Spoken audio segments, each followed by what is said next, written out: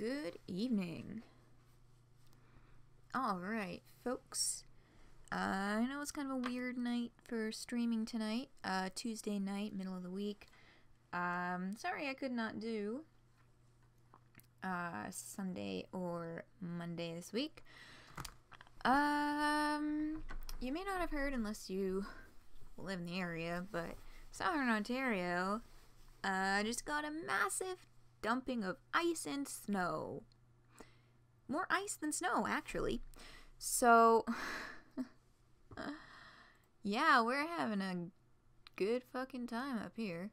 There were power outage warnings, which is why I thought it would be wise to delay this stream just a little bit longer. Let's get that game open. Today we are doing the Hiveswap Friendsim. Alright, let's see, is that popping up for you, or are y'all still getting a blank screen? I can't really check my OBS right now, but there it is. Alright, we good. We are good. Yeah, so weird timing this week.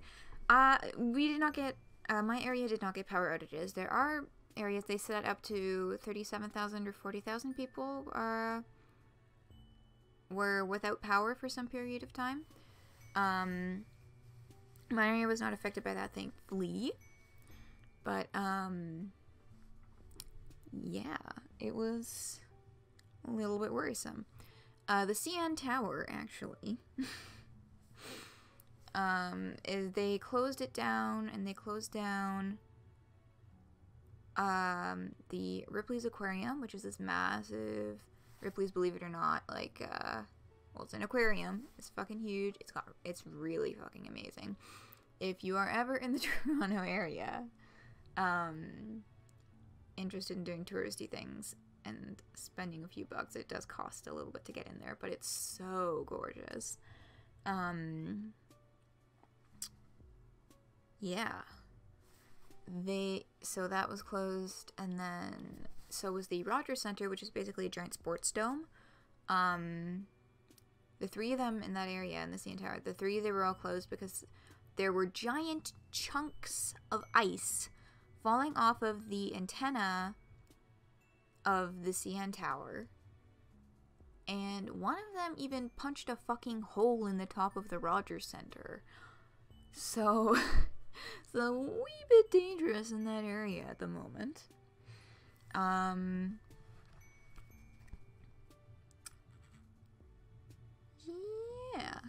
So, not too wise. And this weather, inclement weather, also meant that I was not able to make it to the D&D event that I wanted to go to on Monday. Bleh, that sucks. I had a friend DMing a game at that event, and I really wish I could have gone, but I would rather not get stranded, possibly in downtown Toronto, because of weird power outage things, etc. Also, cold weather sucks, and it was really icy. Welcome to Canadian Spring, basically. Canadian Spring 101.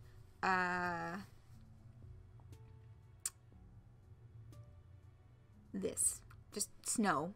Lots more snow. Yes, it's fucking April, but we're still getting snow.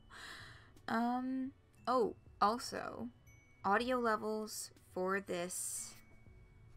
Okay, let me see here if I can just switcheroo my earbuds. I'll check the audio levels for a minute and make sure that I don't have to change any settings in OBS. Alright, one gosh darn second.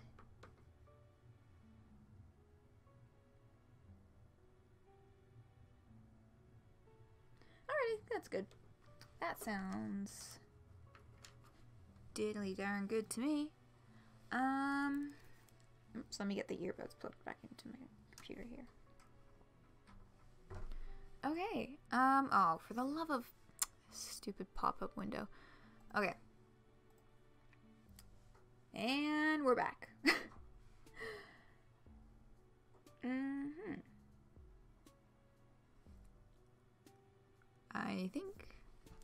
methinks that it is about time to get a rolling, I suppose.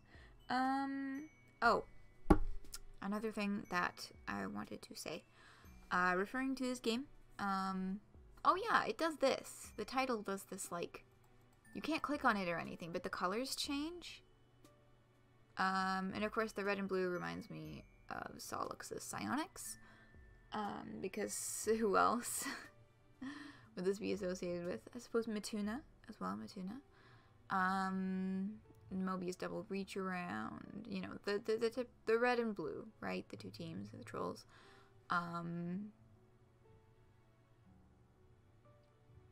Oh, y'all, I'm a fucking idiot. That's just Ardata and Diemen's blood colors. Wow. Wow. Oh, hello, Sneak Cat. Welcome, welcome. I was just babbling about the finer details of this opening page here. This is Ardata and Diemen's blood colors. This has nothing to do with Sollux.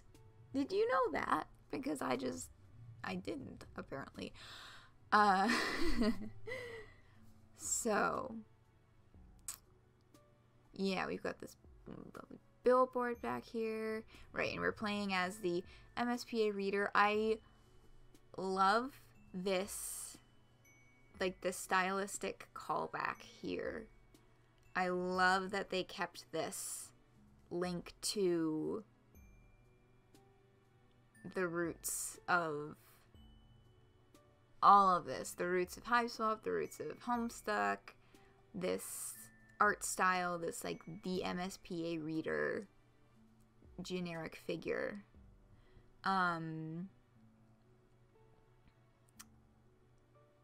Yeah, so. Oh, Gatorade Blue Hearts. Nice. What? Oh, that's weird. It's not loading on my little preview screen. That's okay, though. That's okay. What was I gonna say? Oh, so normally when I do, like, streaming and we come across a choice, I will ask y'all in the chat what you would like to do.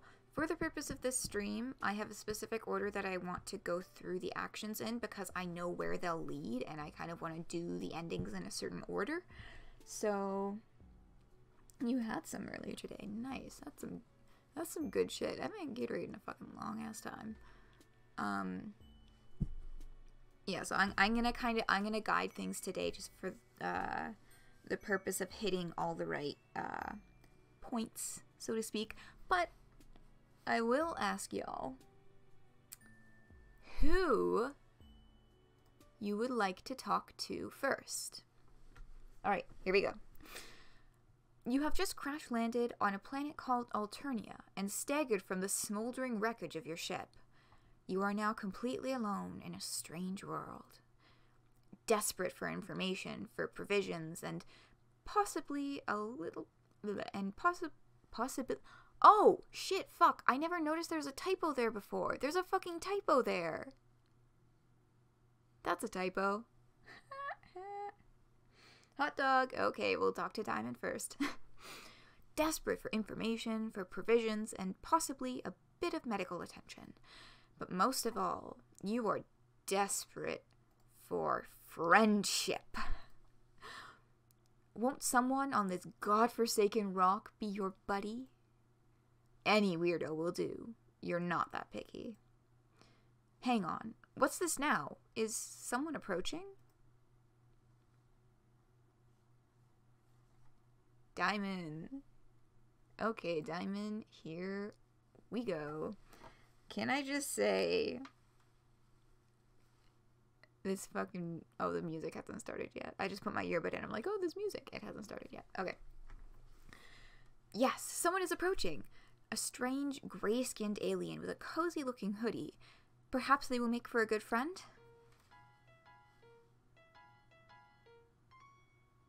Ooh, shit. I thought that I'd... There's that music. Also, apparently I had the volume turned off on my desktop computer, which is not helpful.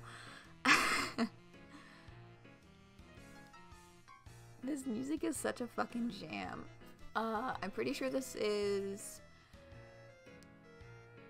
James Roach. I know the art, the sprites, at least for Diemen, I know I confirmed this from Shelby Craig. Obviously writing by Andrew Hussey. Music, I believe this is James Roach. I mean, it definitely is very, very, very reminiscent of the original, you know, the Hiveswap OST. But that could just be an accurate stylistic, kind of, I don't want to say copying, but I can't think of a better word. Yeah, it's some swell stuff going on. What a bop. Okay, how am I gonna read Diemen? How's this gonna go? What's up? Ooh. Hang on, sorry. I didn't get a good look at you before I started talking. I guess you're really weird looking. I'm kind of uncomfortable about this. Your stammering reply eventually conveys that you are a lost traveler who is hungry and probably in need of some medical treatment. You are also really lonely and wouldn't mind making a new friend right about now. Hungry, huh? I see what your game is. You aren't sure what he's talking about. Then your eyes drift towards the obvious target, that exquisite hot dog he's holding.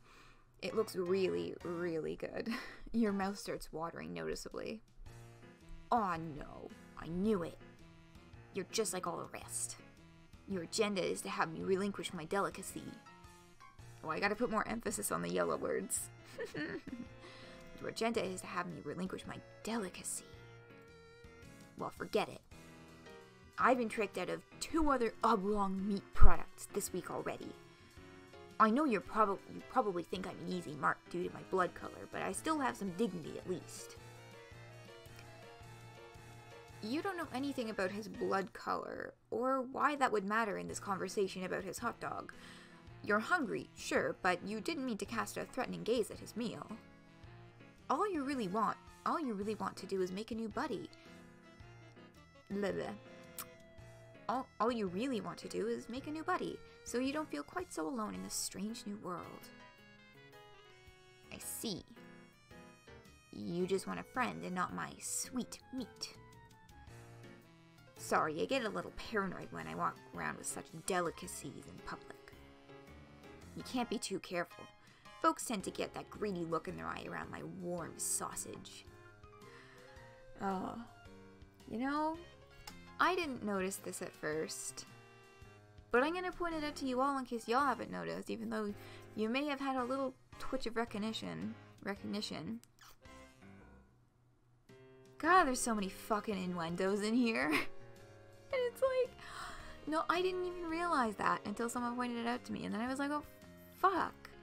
True. I mean, some of them, obvious ones, you know, really popped out at me, like fucking warm sausage, and I'm just like, oh, buddy, that's just...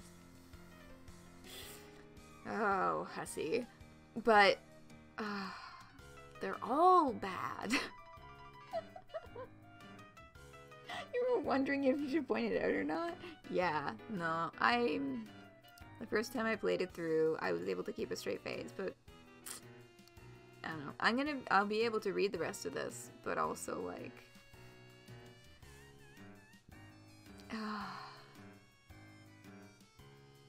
yeah, there's just a lot of fucking dick jokes in here. These are odd ways to express the things he's saying, you think, but it would be rude to point that out. Probably best to change the subject. Get this blossoming friendship moving in the right direction. Okay. So, choice number 1.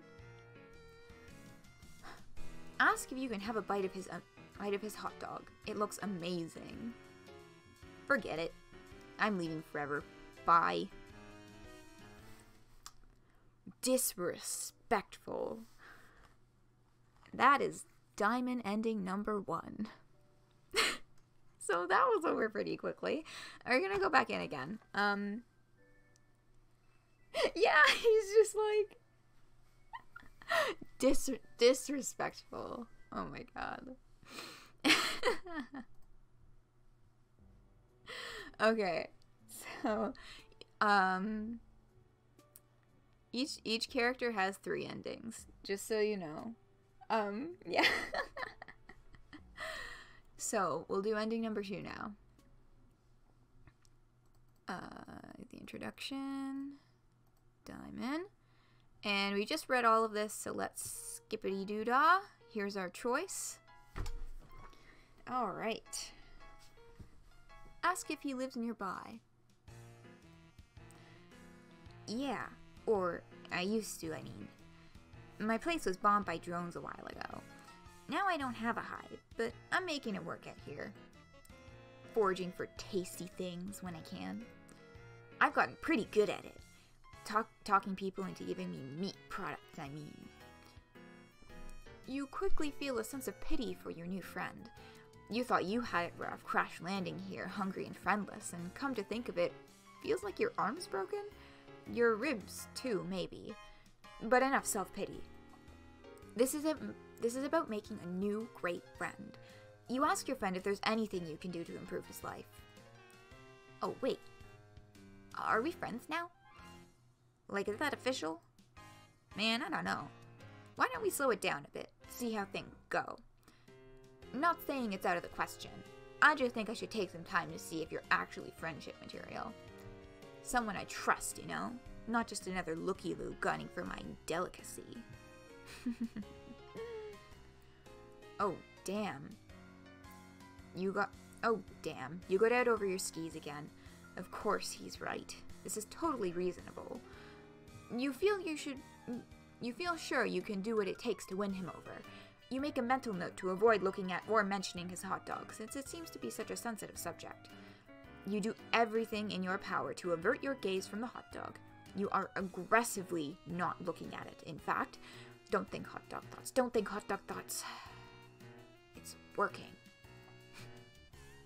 You aren't thinking about hot dogs at all.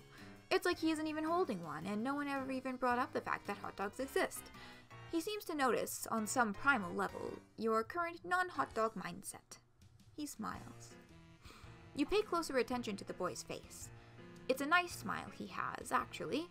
Very kind, disarming. A few freckles here and there, a mop of messy hair draping over his eyes. What a nice friend this would be to have, you think? He's kind of adorable, really, if you disregard the prickly attitude about his hot dog. Okay, wait a minute. You don't want to start thinking thoughts that are too friendly. You should dial us down a little. And stick to the basics. You just want a cool new friend. Nothing more. You should try to spark up some non-meat related conversation soon, before things get awkward. You wonder about his house.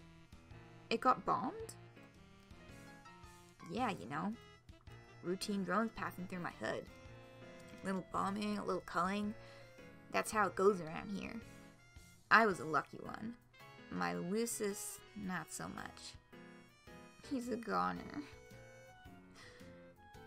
You don't know what a Lucis is, but you can deduce it was someone important to him, who probably died in the bombing.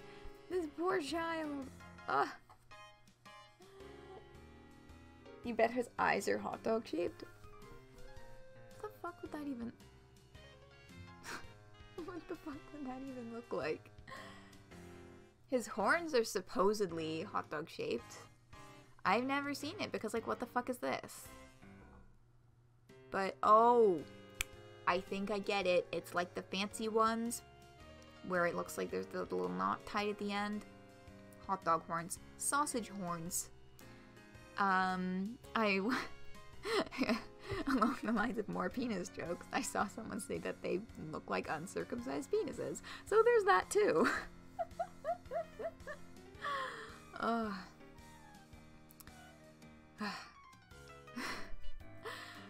You don't know what a Lucis is, but you can deduce it was someone important to him, who probably died in the bombing.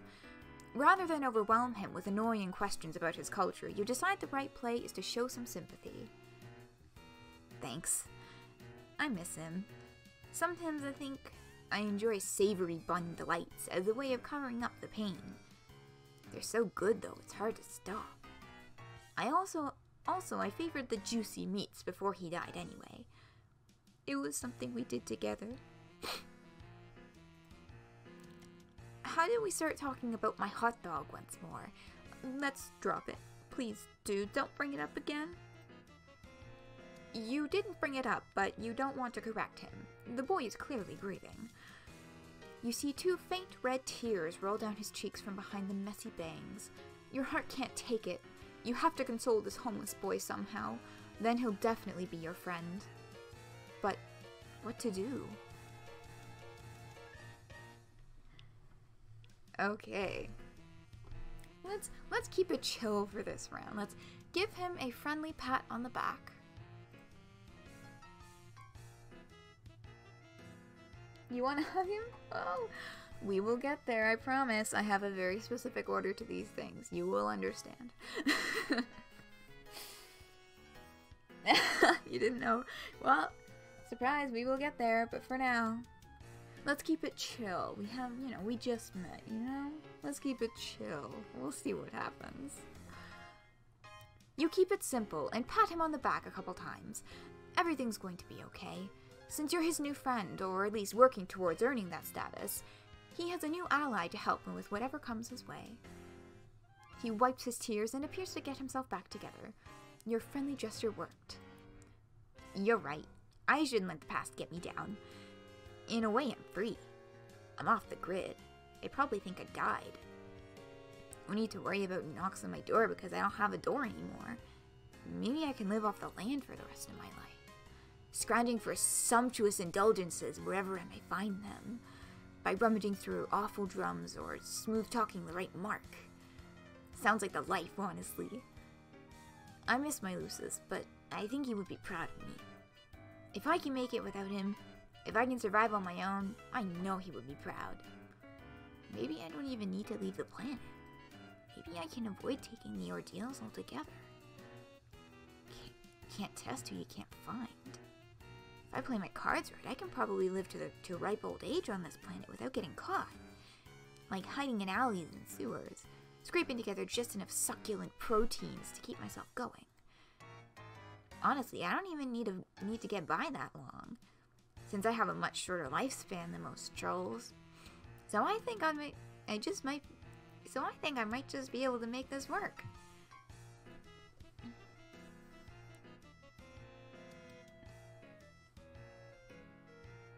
Wait. One of your friends burnt their study guide? Not quite sure what you're getting at there. Like, they burnt their paper notes type thing?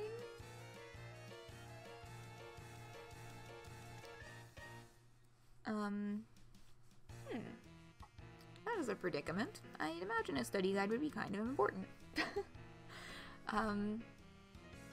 Yeah, awful drums, gotta be honest. Still, I kind of forgot to Google that. I don't entirely know what the fuck that means. Wait a second, I can look it up right now. Awful. Listening to Hamilton and got inspired. So, they lit a candle and then, like, shit happened. Okay, that makes a little more sense.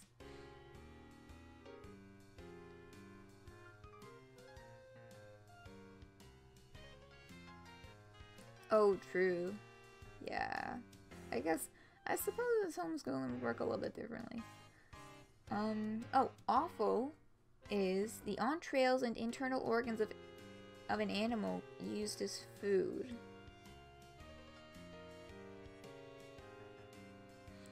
Refuse or waste material decomposing animal flesh. So when he says he's searching for awful drums,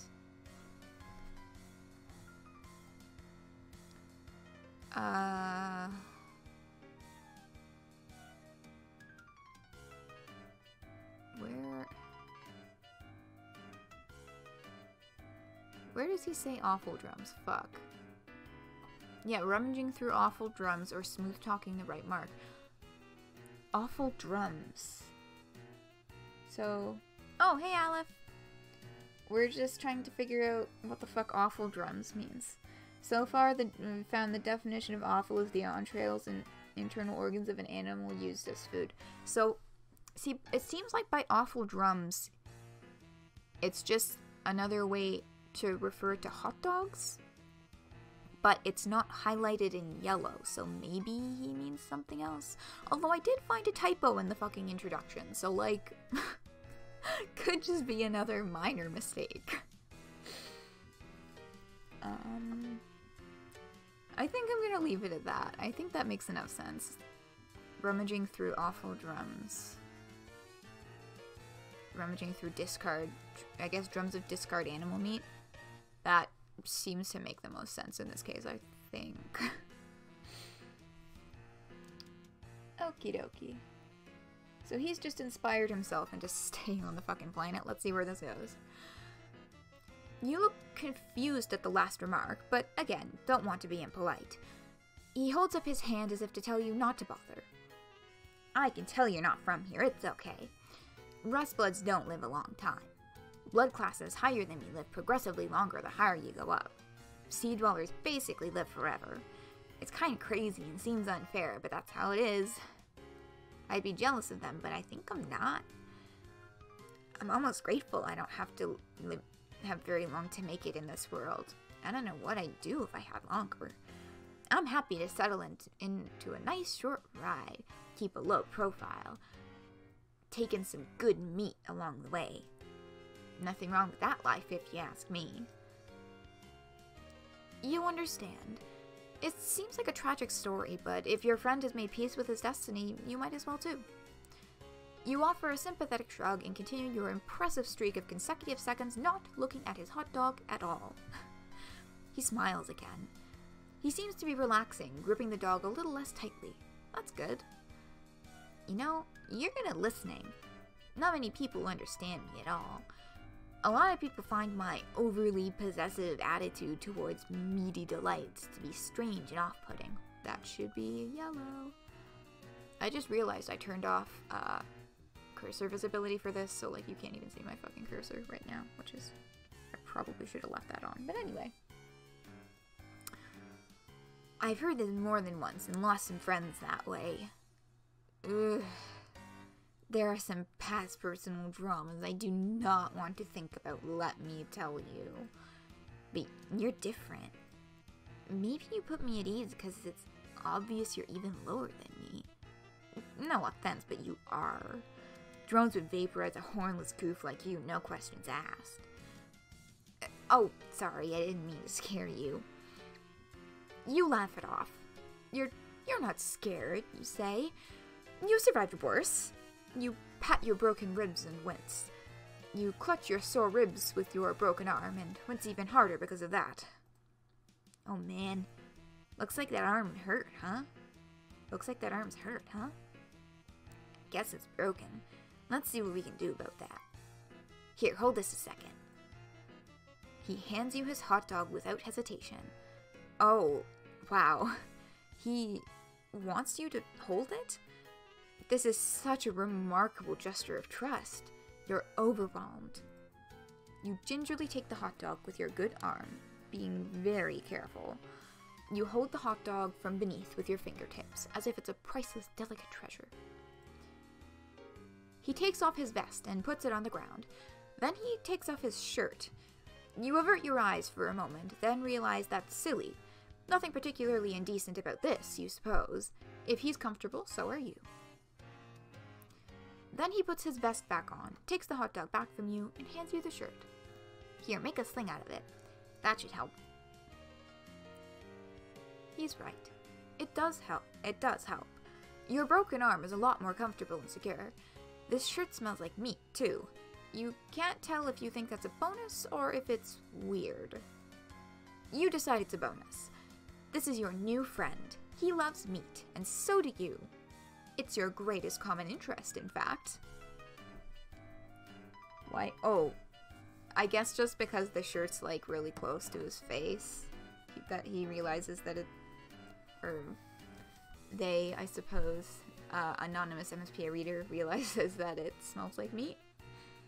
Also, like, what a fucking sweetheart. I love him. Just putting that out there. Although, yeah. No, I'm gonna leave it at that for now.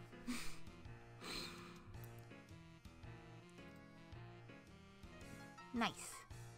You know, I think we make a pretty good team. I don't know if I'm ready to officially call you my friend yet, but I may be getting close. You're pushing all the right buttons, man. Just being someone who listens and understands. You have no idea how much that means to me. You're so happy to hear this. It makes your heart sing. Well, if you're keeping it totally real, some of the things he's saying are just a little strange. Like, maybe this boy wasn't really socialized properly? By his looses, you guess? You think that might be his dad, but again, you don't dare ask. Not when the positive feelings are flowing like this. Why kill the mood? He gets a little closer and swoops a hand through his thick black bangs. For the briefest moment, you catch a glimpse of one of his eyes regarding you fondly. Your heart beats a little faster. He puts a hand on your shoulder. You're starting to wonder if all he's interested in is friendship. You hope that's all he wants. You don't think you're ready for anything more than that. You're desperate for friendship, or really companionship of any sort. But that's moving pretty fast for you. But you're too nervous to make your feelings clear on all this. If he goes any further, you're not sure if you'll have the will to protest. Side note, yikes. Listen, dude. This gorgeous meat product we both admire, I'm thinking maybe we share it. I think that sounds good, actually. Oh my, yes, that sounds wonderful. You're so hungry, and you're beside yourself with gratitude that Diemen is willing to share with you something so precious to him. It really means a lot. Here, I have an idea. Oh my god, warning! If you're uncomfortable with very close spaces or simulations of very close spaces, he's about to get all up in our shit. He brings his face close to yours. He holds the hot dog up between your faces, with both ends of the dog pointing to his mouth and yours. You're not sure what he wants you to do. You can't find the breath to ask. It seems like he wants you to eat the hot dog with him, Lady and the Tramp style. Oh, buddy, here we go. Yes, if pressed on it, you'd agree the act is uncomfortably erotic. But you have to admit, it is a good way to share a food item, whilst ensuring it gets split about evenly. You know what's another great way to do that? Fucking using a knife to cut it in half, or just ripping it in half with your fucking hands, or having one person eat half and then give the remaining half to the other person. Those are also really good ways of equally sharing a piece of food. And you absolutely loathe the idea of letting a friend down. It's completely at odds with your values as a person. You chomp down on your end of the hot dog, and as he does with his end simultaneously. Holy shit, that is so good. You take another bite, and he times his bite perfectly. He's eerily good at this game. It's throwing you off your chewing a bit, which makes you cough a little when you swallow. But you don't feel like you can pause without breaking eating rhythm with him. Might be what a bad friend would do. You keep going without really quite swallowing as you go. You get closer to his face, which is creating an imminent situation you aren't sure how you're going to handle. You haven't planned for it, and it's coming up fast. The hot dog backlog collecting in your throat is getting a bit too heavy, so you try to swallow, but you can't. You gag and cough up all the chewed hot dog matter explosively into his face. He recoils, absolutely stunned. His bangs are blown back and he's staring at you with wide eyes. Hot dog and bun bits are all over his face. He says nothing for a moment, then puts his hands to his throat. Oh, fuck. He's choking! He points at his mouth desperately. You need to do something. The Heimlich, of course. That's what you need to do. You need to save your friend's life. You get behind him and put your good arm around his belly and form a fist. You plunge the fist under his ribs, trying to dislodge his masticated delicacy. It's no use. You can't get any leverage. You need your other arm. It really hurts, though. You'll have to make the sacrifice for your friend. Yes, a friend who may have just tried to trick you into... Yes, a friend who may have just tried to trick you into kissing him with a silly hot dog stunt. You're not sure how you'll navigate that tricky subject once he's breathing again, but you'll deal with that later. Right now, you have a life to save.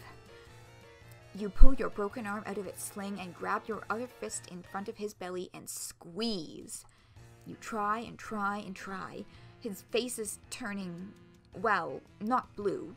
Deep red? You guess because his blood is rust-colored. Sure, that makes sense. You yank one more time, your broken arm throbbing in pain. A huge gob of chewed hot dog launches out of his mouth like a cannonball, and the expulsion creates enough force in the other direction it causes you to actually lift him up into the air and accidentally suplex him into the mud behind you. You in turn go tumbling over him, and the two of you are soon locked in an inseparable pinwheel of interspecies downhill mayhem. You roll and roll down the grassy incline towards a nearby neighborhood, towards a street. Luckily, you stop just short of the street, but Diamond's neck lands right on the sharp edge of the curb, and after flipping in the air once or twice, you come down right on his face with your big ass.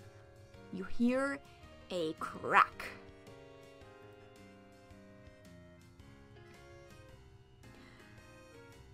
Diamond?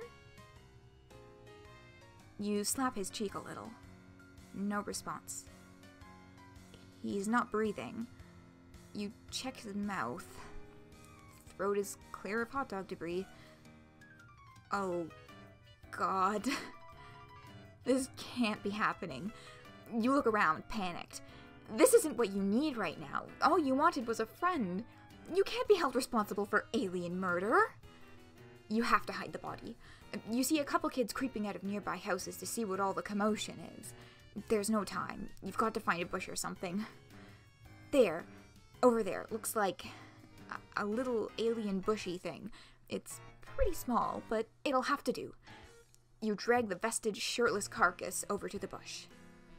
You dump the body in the bush, and it's really not convincing. It looks like a dead kid was unceremoniously dropped on top of a small bush in a poor attempt to conceal a murder. You've got to come up with something better. Wait a minute. Someone is standing behind you. Oh my god. Oh, sneak cat. Yep.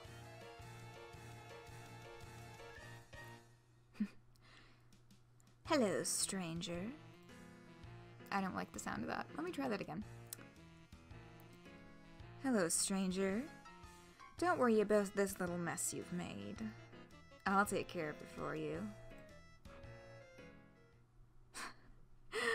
You killed him. Very gentle, slow clap so as not to burst anyone's eardrums, but like...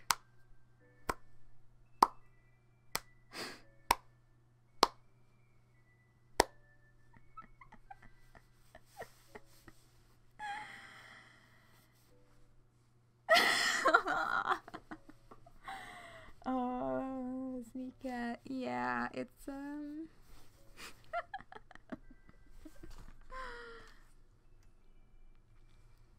So that's ending number 2. And do you remember on 413, I started off the stream by saying I just had the worst emotional whiplash of my life? That was it.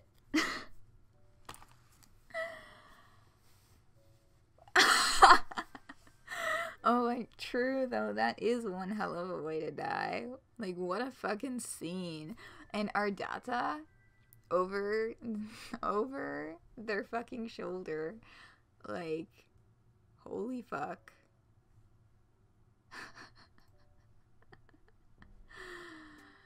Oh, jeez. You were laughing and then it was just sad. Yeah, precisely. I was literally fucking yelling at my computer, reading that whole thing for the first time. I was like, what the fuck? What just happened? Oh my god.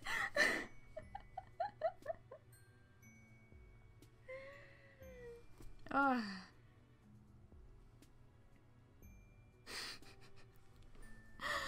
Okay. Are you ready for something a little bit lighter now? I think we're ready to lighten the mood. Let's do route number 3. Okay, so this first part, we have, you know, his introduction. He talks about himself and his hot dog and how he's, you know. The second part, he talks about what? Oh, fuck. You talk about his Lucis, and he gets very upset about it. And we are back at the decision that bungled it all. Okay, so let's give him a reassuring hug. Yes, hug indeed. Okay. You open your arms and approach him with a posture of great compassion. You furrow your brow upward a bit, as if to say, I know how hard it is. You advance, and he leans back a little, as if caught off guard by your sympathy. Maybe you're coming on too strong? But you know there's no turning back now.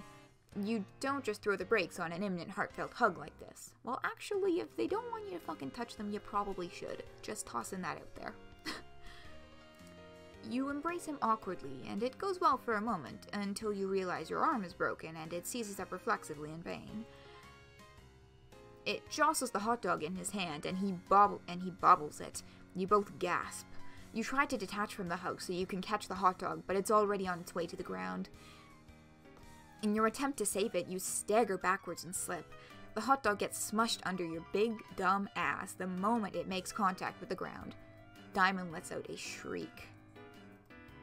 No! Oh, dude, my dog! You scramble to get up in time, hoping you're not as owned as it looks.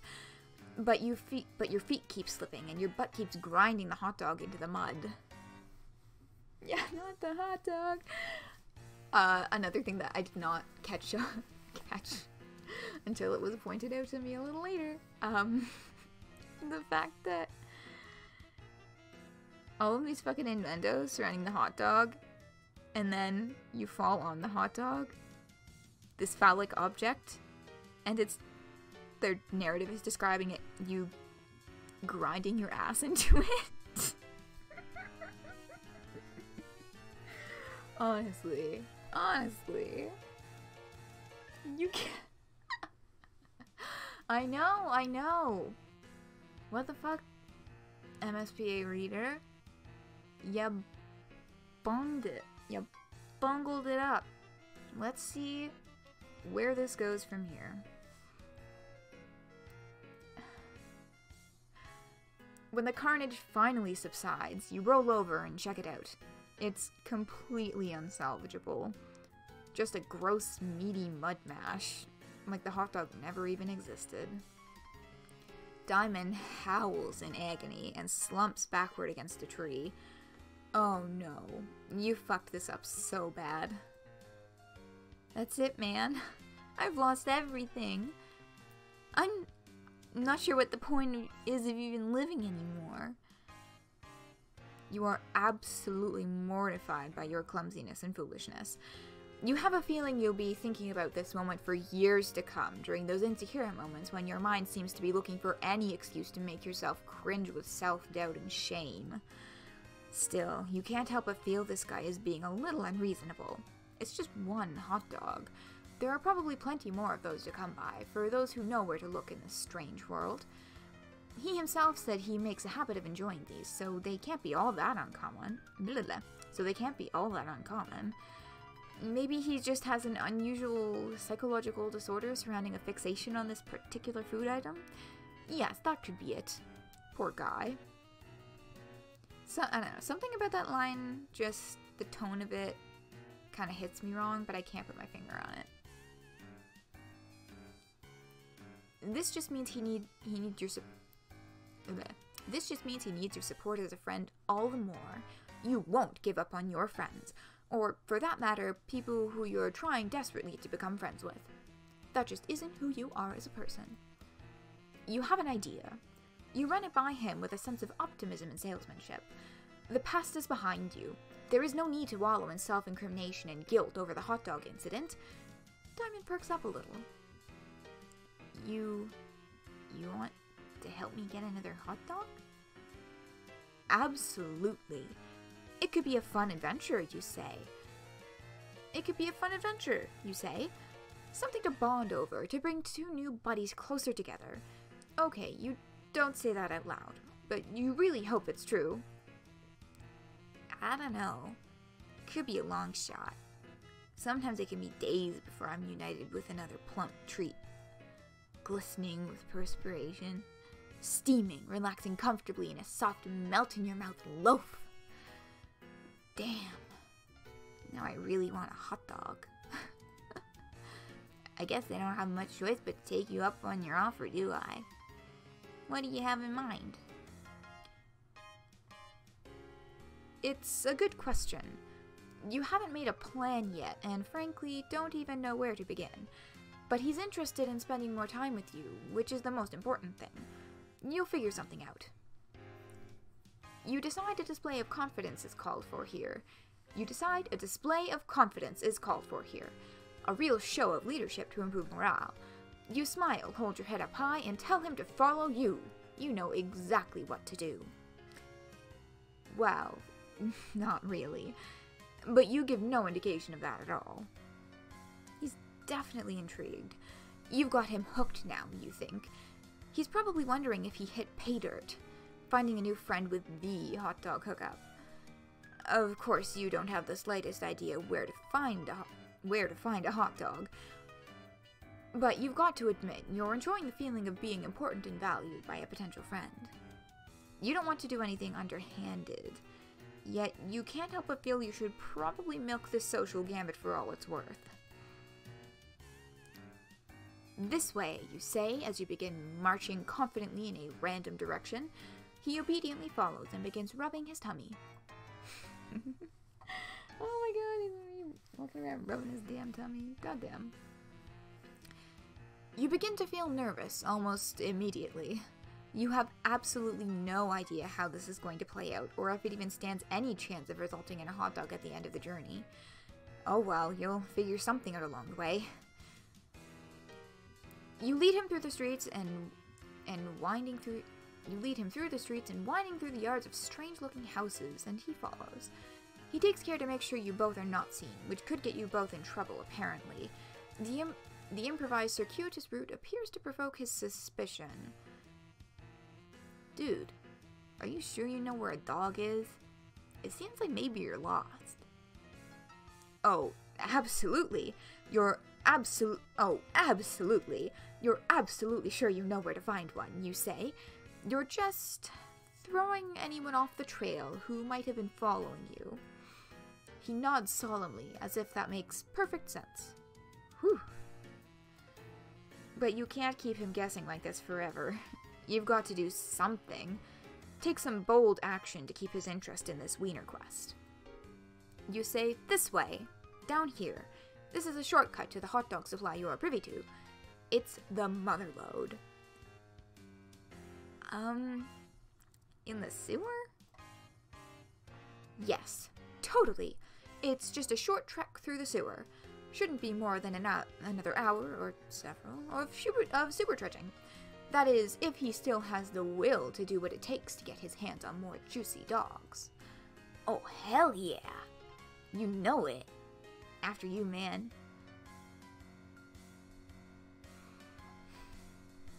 This is...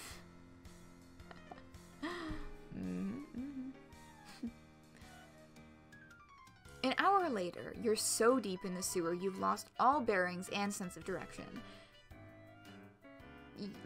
An hour later, you're so deep in the sewer you've lost all bearings and sense of direction. You could be anywhere by now. You've taken so many crazy turns. Still, you don't let up for a second that you're lost. You've made each turn with decisive conviction. He's still following you, but now he's having trouble keeping up. He's out of breath and struggling with the foul smell. Can't say you're enjoying it much either. But you can't let on to the fact that what you're doing now is anything other than the most casual routine for you. Like you do this every day, just a quick jaunt through the sewer to hit up this vast, mythical trove of meat products.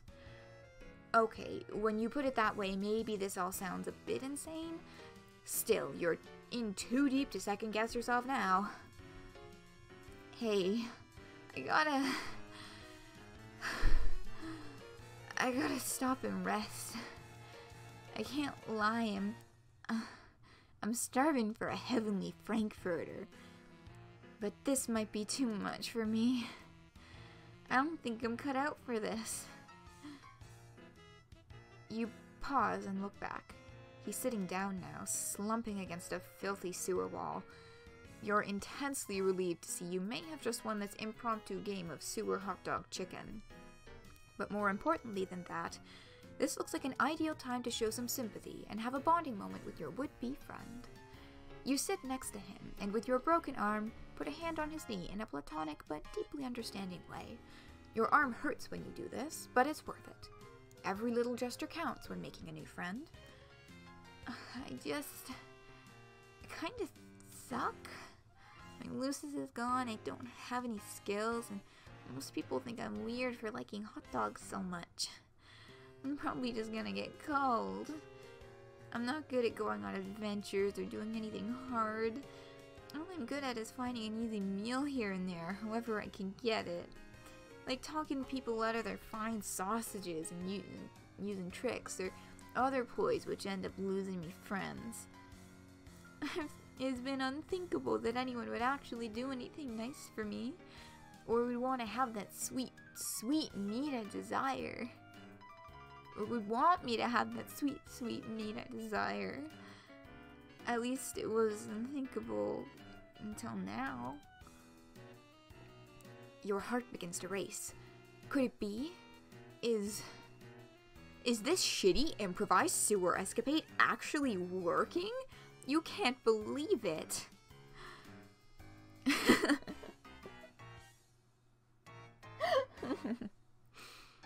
Nobody's ever done so much or worked so hard to try to get my hands on another magnificent banger. Sorry for being emotional, but like, this is new for me. I don't know how to handle it.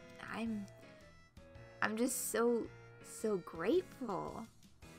I'd be thrilled to call you a friend, man. Whatever you are. You're overjoyed. Unbelievable.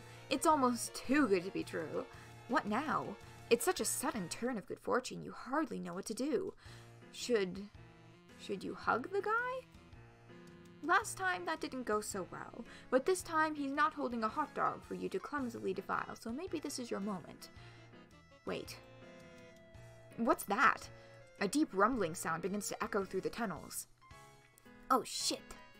They found us. It's a drone, dude. I guess on like sewer duty. We gotta run. He gets up, grabs your hand, and sprints. He's a lot faster than he looks when motivated to get moving. He turns this way and that as the rumbling gets closer. But he slips on something and you both tumble into a river of horrific sludge. Bro! I can't swim! Help! Your bad arm finds purchase on the ledge, and though it's very painful, you heroically salvage your friend from the muck with the other arm. He coughs and gasps for breath. You find a nearby ladder, shove him upward until he starts climbing on his own, and follow him. You burst through a lid on the floor, and you both flop out of the hole, drenched in filth, smelling horrible and completely exhausted. But at least you're safe, you think. Hey man, I just want you to know, even though we didn't find the glorious treasure you were leading us to, I'm happy how it all turned out. Maybe I don't need hot dogs in my life as much as I thought. Maybe that's not the real treasure after all. It's been a journey for me, let me tell you. I'm learning so much about myself, about life, because of you. His bushy hair is slicked back from his eyes due to the sludge. He's giving you a penetrating, soulful gaze of presumably pure friendship. Or is it even deeper than that? Wow, this is intense. And then something catches your eye just above him. Something dangling. Lots of dangling things, actually. Come to think of it, it's really cold in here. Freezing, in fact. You finally realize, holy shit. You're in a weird alien meat locker. You're absolutely surrounded by dangling meat products, including many sausages. Thousands of them. You begin to sob. Your sobbing soon turns to unrestrained wailing of raw catharsis. He joins you, and the tears flow freely from you both. You embrace the other and let it all out. Suddenly, it hits you. Both of you. This is by far the happiest day of your life. Meet heaven.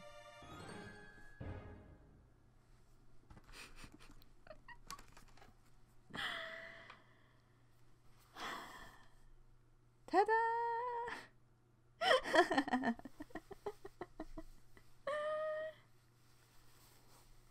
Yep. Look at them go. They're both crying and surrounded by fucking freezer full of meat.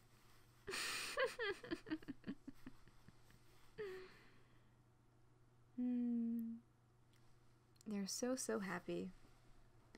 And there it is. There's your happy ending, Sneak Cat. There we go. All right.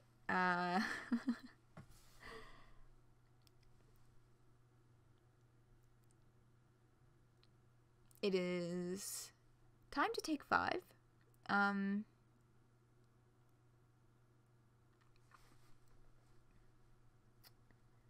Yep, it is indeed midnight. I am surprised I was able to stretch that out over a whole hour, because playing through the game on its own really only takes an hour itself, but I guess the voice acting kind of stretches it out. Yeah, it's time to take 5. I need a water break. I got super into that and did not drink any water for that whole fucking hour. So I need to rehydrate, and then we shall return. So I'm going to very quickly turn the music on, set the timer, and I'll leave this up for the break today. Alright. Back in action.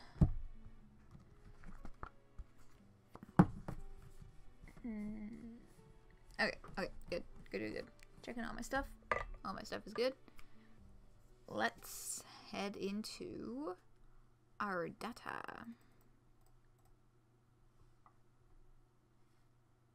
Here we go. Yes, someone is approaching.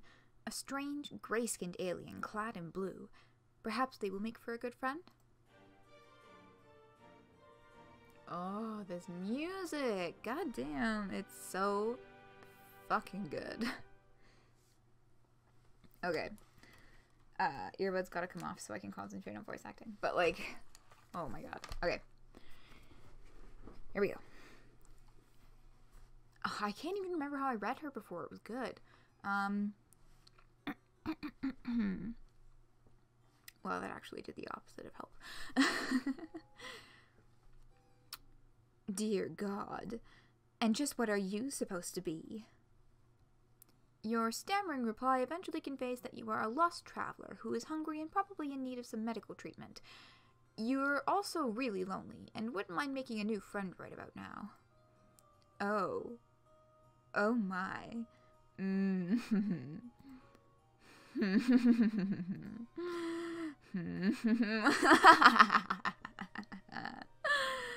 Oh, how funny this is. How very droll. You want to be my friend? It's too much. this thing at my doorstep, wishing to know me in any capacity. The hilarity somehow escapes my ability to capture with maniacal laughter. How rare. You apologize for your presumptuous request. You hang your head, turn around, and begin to walk. And just what the fuck do you think you're doing? Who invited you to leave? You stop in your tracks obediently and turn to face her again. Your possibly broken ribs are throbbing in pain, but this doesn't strike you as the right moment to exhibit weakness. It dawns on me that we may have gotten off on the wrong saunter pod. Where are my manners? Ghastly behavior on my part. After all, it isn't your fault you seem to be some sort of hideous freak, is it? And such a tragic creature cannot be held responsible for such a devastating shortfall of social competence. I would weep for you, really, except that crying out of three eyes at once can get a bit messy.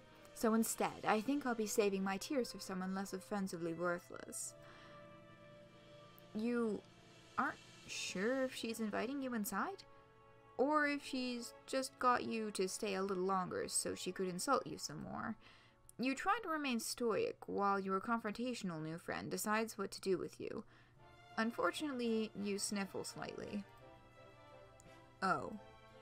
Oh my, oh dear, you're sad? So amusing to me. Mildly endearing even. Perhaps I'll decide later if it's endearing. I'll decide later if it's endearing once I have more information. It's entirely possible I will retroactively decide it's disgusting.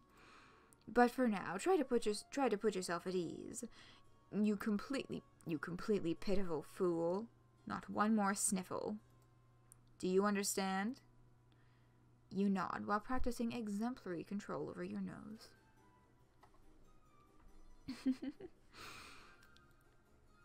You have gotten yourself so agitated. I wonder why. You have nothing to worry about from me. Of course I will be your friend. Conditionally, I mean. There is a chance the designation will be formalized if you behave in ways that I approve of, starting now. Let's call it a friendship in progress, agreed? Your heart swells. This is what you've been waiting for. A new friend. Oh gosh. All you have to do now is try not to fuck anything up at all, possibly for many hours. Come to my hive. This way, after me. You look like you could use nourishment. I don't know what it is that whatever you are eats, generally, but it doesn't matter. You will eat whatever it is I have on hand if I tell you to. How does that sound? How does it sound? It sounds fine, I guess. Get the fuck out of my face and never come back. Rejection. Alright, off to a kickin' start with Ardata.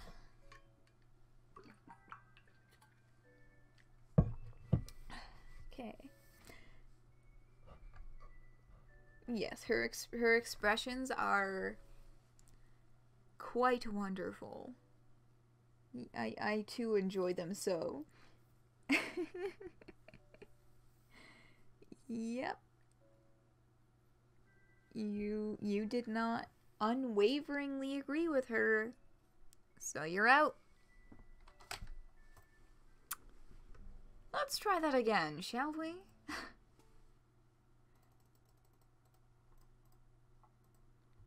Okay, so she brings you to her door and asks you how that sounds, how it sounds to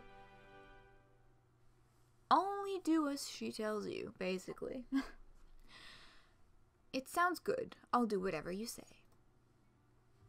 Obviously, it sounds good. You will definitely enjoy it. You will enjoy everything I provide you with and tell you to do. I can't imagine any sort of negativity or disagreement coming from one of my friends. I will assume that we share this philosophy. I will assume that we share this philosophy when it comes to friendship. You say, oh yes, absolutely. You nod as enthusiastically as you can without aggravating your broken ribs. You consider giving her a thumbs up as well until you realize one of your arms is probably broken too. You'll try to make sure she doesn't notice though. It would probably leave a bad impression. Come with me. There's something I need your help with. You follow her into her hive. It's a bit gloomy in here. You suppose she's going to fix you something to eat soon, as promised. You pass through her kitchen and out the other side to another room. Okay, you guess dinner can wait. This way. Try not to let any of your broken limbs slow you down. A good friend wouldn't allow such trifling physical ailments to cause me any inconvenience. Oh, so you guess she does know you're injured? Fair enough. Fair enough. You hobble a little faster through another door into a much darker room. And now down a flight of stairs? It's hard to see. There are torches along the wall ahead. A monstrous noise rumbles below. Don't mind her. She's just hungry. She's always hungry, though. What's that? You're hungry too? I have not forgotten. What sort of piece of shit friend do you take me for? You didn't remind her that you're hungry. You thought it, though. Can she read your mind? You hope not. That's going to make this friendship in progress a bit awkward.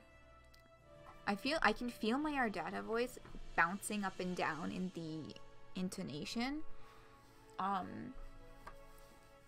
But I can't quite settle on a happy medium that I really like for her. In terms of whether I should read it a little higher like this, or give her a little bit more of a deeper voice. I don't know. I'll probably play around with it a little bit over the stream, but I'll try and reach a consistent point by the end. Here we are. This is where you will be most useful to me as a friend. You look around. With a sense of relief, you see no sign of whatever hungry thing was grumbling down here. You are less relieved to see several other kids trapped in cages of various shape and size. One of them makes eye contact with you. The boy is the same kind of alien as her, horns and all. He has a dark red symbol on his shirt. His expression seems to plead with you. He struggles to say, "Help." Your new friend looks unamused and twitches her finger. "Hello," he says. "Hello," by which I mean hello, of course. Looks like you're the new friend in progress chosen by the great and beautiful Ardata. She's my savior, my reason for being. I am nothing without her. I'd hollow myself out and let her make a nest inside of me if she'd permit it. You turn away from this boy. You don't want to hear anything he has to say ever again. Don't mind him. He's always regarded himself as a comedian. Come, over here. This is what I need your help with, if you're going to have any value to me as a friend. You're led to a dank corner of this, well, you're going to call it like you see it. This dungeon. Your new friend has a dungeon full of sad, suffering children, and presumably a monster lurking somewhere in here as well. It's not ideal. Then again, social beggars like you can't be choosers. I've been having an awful time with it. You can do it for me. It'll save me time. You look at the thing in question. You doubt she's been having an awful time with it. You doubt this because it's still in its box, looking completely untouched since it was brought down here. It's a box containing a table? A table that looks ominously like it was designed to keep a person strapped to its surface. I will need you to assemble it. Here's a screwdriver in case you need it. I will assume other required tools are contained within the box. You take the screwdriver with your non-broken arm. This isn't exactly what you had in mind. You don't know what you had in mind, really. A warm meal and friendly banter? Perhaps a sling for your arm and a remedial balm for your ribs? Still, you open the box without protest. Hold on. Before you start, this will make for excellent content. My fans will appreciate this. She sets up a video recording device on a tripod and points it at you. A video feed comes to life on several monitors just behind you. You see in one corner of a screen an unflattering angle of your torso hunched over the furniture box. Other rectangles contain shots of the other kids in cages around the room. You suppose the cameras are pointing at them, too. You had no idea this friendship came with the perk of instant stardom.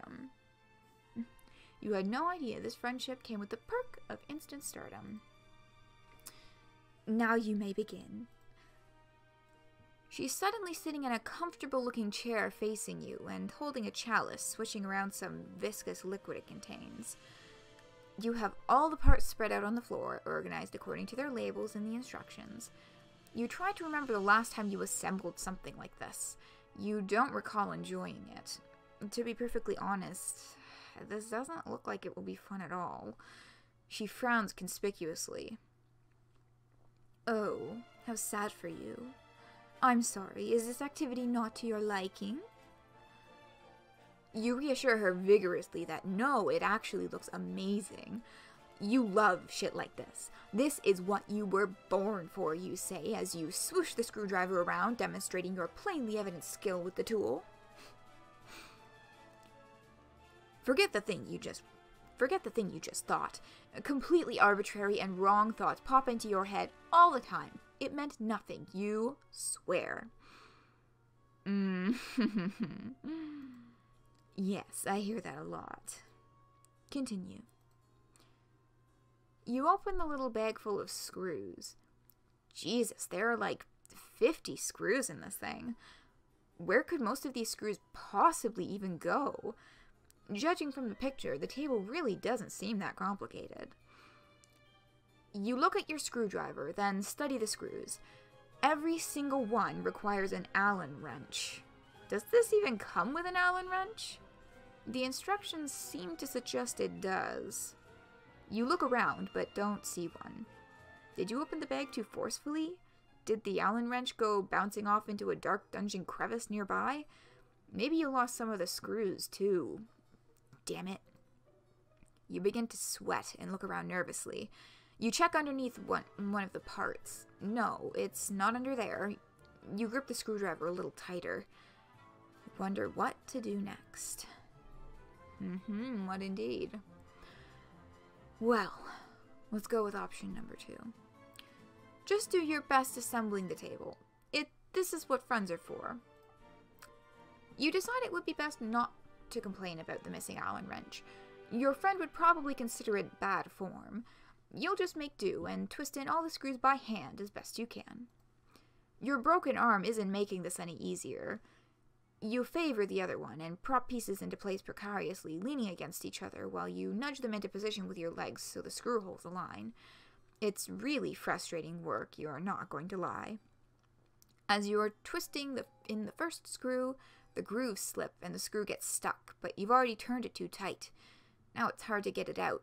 You twist in the reverse harder, but your finger slips and the table pieces start to slide. They're going to fall. You react to catch them, but it's too late. The heavier piece tips over and slams you into the You react to catch them, but it's too late. The heavier piece tips over and slams you in the broken ribs on its way to the floor. It hits the floor with a bang. The stuck screw pops out and goes bouncing 10 or 15 feet away, settling deep underneath a piece of dungeon furniture. God, you're probably going to need to get that. You hear a light chuckle. Good. She takes another sip from her chalice and settles even more comfortably into her chair. Is she enjoying this? You think she's enjoying watching you struggle to put this stupid thing together. Maybe a little too much. Nevertheless, you continue. A friend is a friend, and you don't like to let your friends down. You've committed yourself to this project. You will get the screw out from under there a bit later. Maybe when you need the final screw. You turn your attention back to the table piece and try a different strategy. You place the biggest part, the table form, flat on the floor. The legs would be pointing upward if they were attached. You position one leg in the right spot, in alignment with the holes, sit on the table platform, and steady the leg with your feet. You grab another screw and concentrate. She sounds so pleased. It's strange, you admit, for watching this sort of activity to make someone so happy. But you also have to admit to taking a certain pride in it. It's wonderful, actually, to feel useful, wanted, important even, if only somewhat menially, to a great new friend who has discovered a way for your talent to improve her life. Out of the corner of your eye, you notice one of the caged kids reaching out with his hand. He's concentrating. Then you notice the screw you lost slowly sliding out from it. There's another typo. From underneath its hiding place. That's the it should not be there. Whoops the doodles. Out of the corner of your eye, you notice one of the caged kids reaching out with his hand. He's concentrating. Then you notice the screw you lost slowly sliding out from underneath its hiding place. Nice. Everyone's working like a team down here. Ardata does not look at the kid, but sneers a bit. She reaches towards him, and he appears to have trouble breathing. After a moment, you notice the screw slides back under the thing. She releases him from his breathing problems, resumes her pleasant expression, and takes another sip from her chalice. You guess that was against the rules?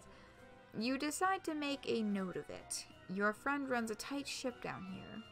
You respect that.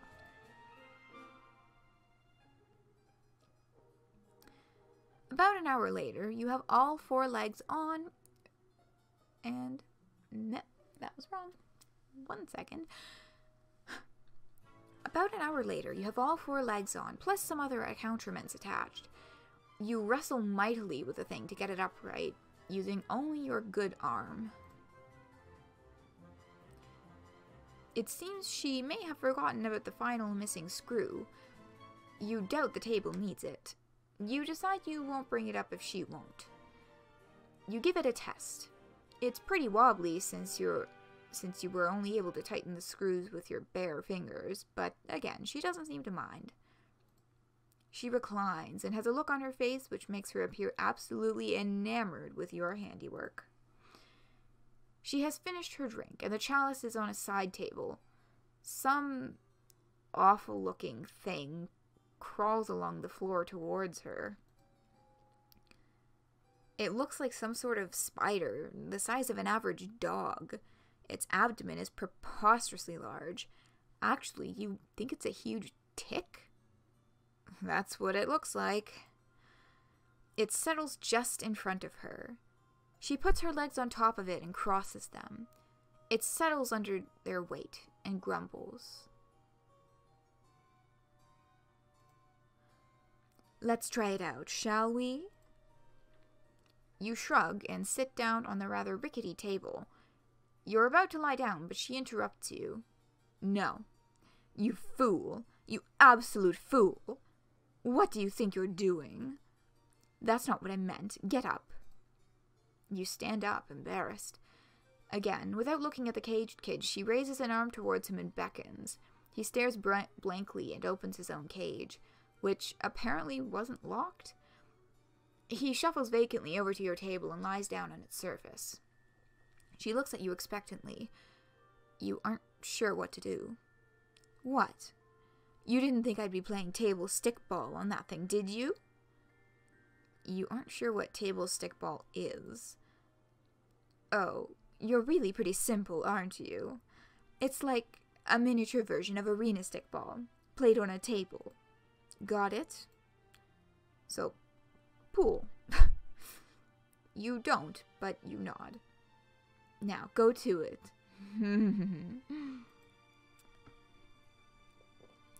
You shackle the kid's arms and legs to the table. That seems to be the right thing to do, since the thing comes fitted with shackles. She gets up and lifts her huge tick-like pet. It makes more grumpy noises. She plops the enormous thing right down on the kid's chest. He appears rendered unable to protest. The tick bites the boy's neck and begins to feed. She smiles and pats its swelling abdomen. Dark, rust-colored blood dribbles from the place where it has attached to the boy's neck. Whoops. Moments go by while she looks gratified by the process. Proud, almost. Then she looks at you expectantly. Well? You don't know what she means. The final screw.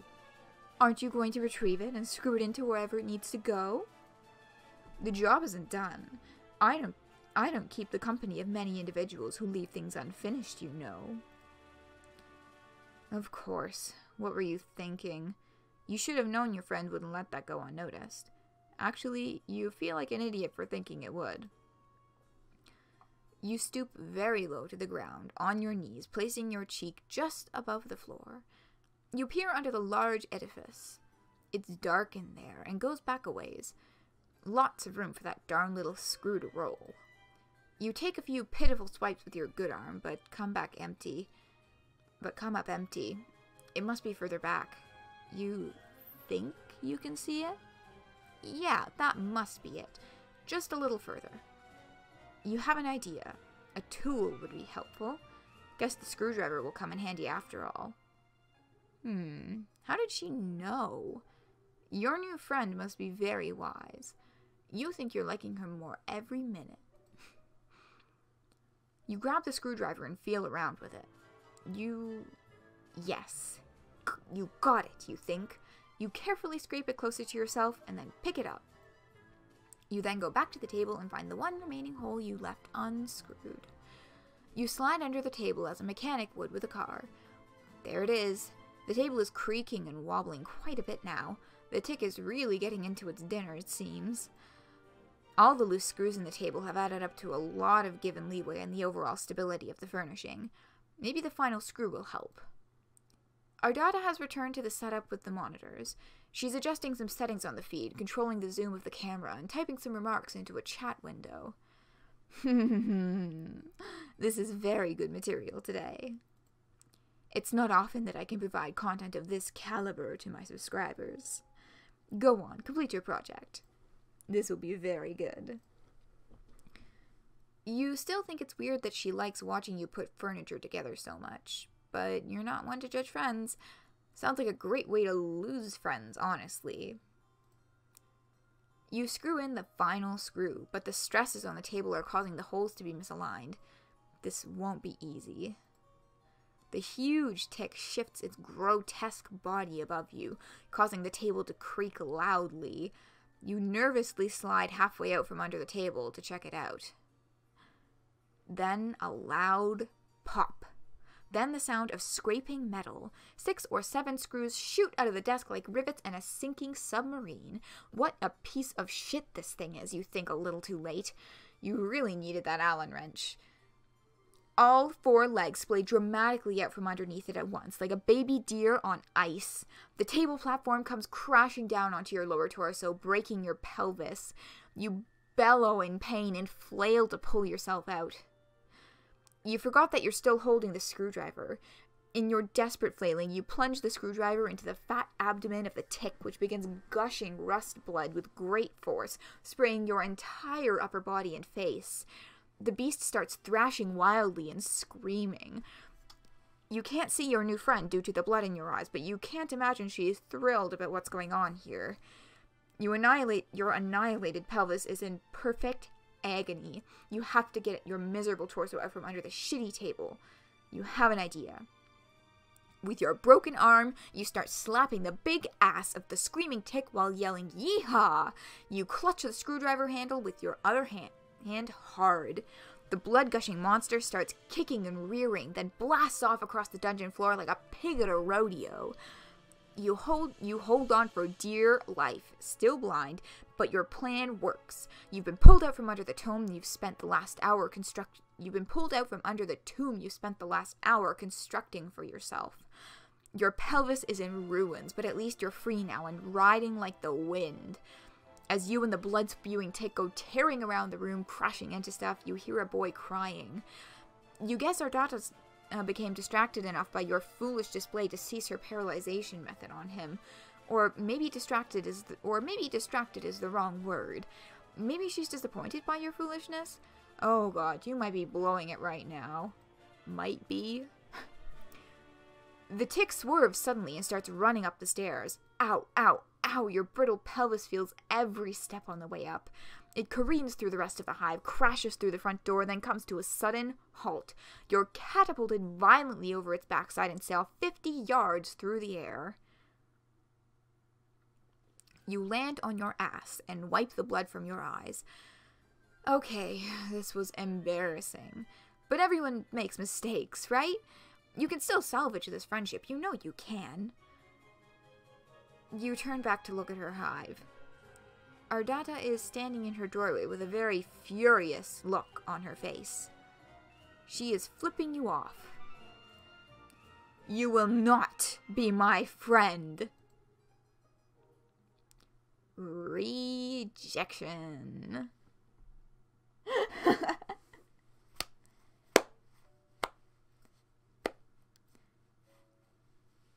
What a ride indeed, Sneak Cat. What a fucking ride.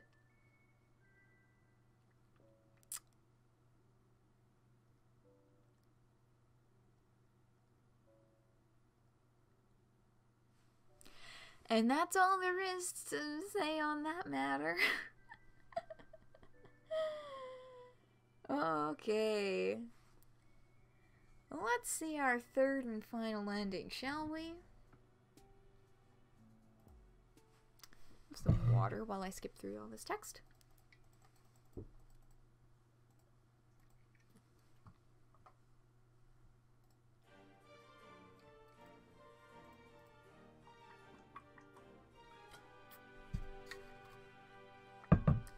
Okay. Alright, so you're in her basement, about to set up that table, having a little trouble. You wonder what to do next. Get the hell out of there. First, you clear your head and try to think innocent thoughts. Fluffy clouds in the sky, ironing some clothes, a winning touchdown pass from the sports, Ardata's long black hair spilling over her cloak, Wait, these are not innocent thoughts. Shut it down. Shut it down. There's no time for thinking. You have to act. You hurl the screwdriver at her and run. She calmly lifts a hand towards one of the kids in the cages. The kid tenses up, lifts a hand in the direction of the screwdriver. The screwdriver freezes mid-air right in front of Ardata's head. You run up the stairs. She twitches a finger and the caged kid does a full-body spasm. The caged kid does a full-body spasm and the screwdriver goes sailing towards you. It stabs deep into your leg and you buckle over, tumbling backwards down the stairs. You're a crumpled heap at the bottom of the stairs, bleeding, and you think your arm is broken in 2 places now. That didn't seem very friendly to me. Luckily for you, I'm very determined to make relationships work. Even ones with people who flee simple furniture assembly projects. She stands over you. You attempt to pull the screwdriver out of your leg, but your entire body locks up. You can't move. She holds an outstretched hand just above you. You shouldn't try to move yet. And you certainly shouldn't try to pull out that screwdriver. You'll get blood everywhere. To my 3 little eyes, under the present conditions, it seems to me that only one of us should be attempting to walk up these stairs. You feel relieved. Perhaps she has some alien means of levitating you up the stairs? Wait. No. Your body is tensing up again. It's moving without your permission. You get to your feet without taking the screwdriver out. Wow, that hurts. What is she making you... Wait, what? She can't be. You use both of your arms and all of your strength to pick her up entirely. The pain from your arm is excruciating. Arms with broken bones are not meant for heavy lifting. The additional weight on your wounded leg isn't great either. You hold her as a groom would hold a bride. She wraps her arms around your neck to hang on to you in what strikes you as an overly familiar manner. She looks directly into your eyes and grins. This is better. Now, onward and upward, new friend.